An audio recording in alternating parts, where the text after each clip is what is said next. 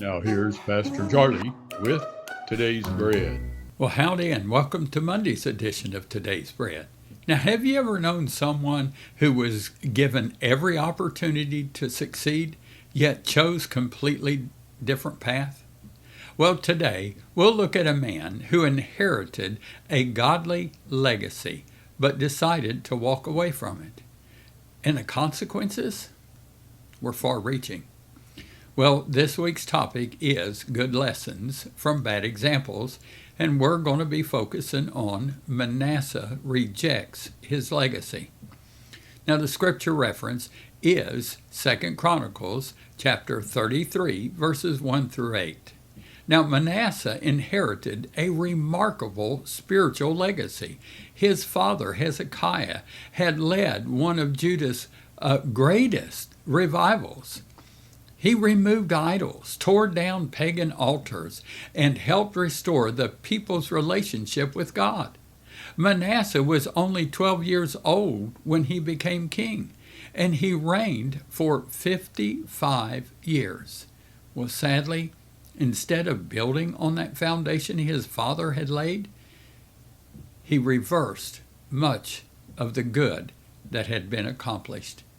He rebuilt the pagan worship sites, placed altars to false gods in God's temple, and even participated in practices that God called detestable. Rather than seeking the Lord for guidance, he turned to witchcraft and occult practices. His choices not only affected him personally, but also led many others away from God. Manasseh's story reminds us of an important truth. A godly heritage is a blessing, but every person must choose for themselves whom they will serve. The tendency to go our own way is something, every one of us faces. Throughout Scripture, even great leaders struggled at times with disobedience.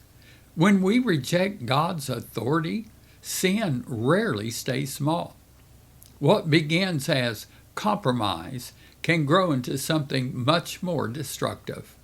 That's why we must regularly examine our hearts, reject sin quickly, and stay surrendered to God.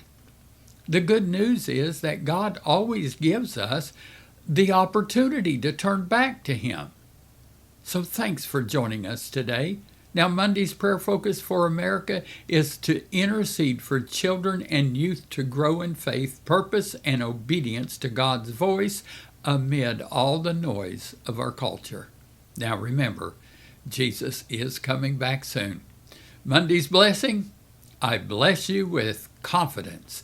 Confidence to see the goodness of the Lord in your life. Now, may you dwell in God's holy presence. Now, remember, it's just one devotional, one step closer to Jesus. See you next time on Today's Bread.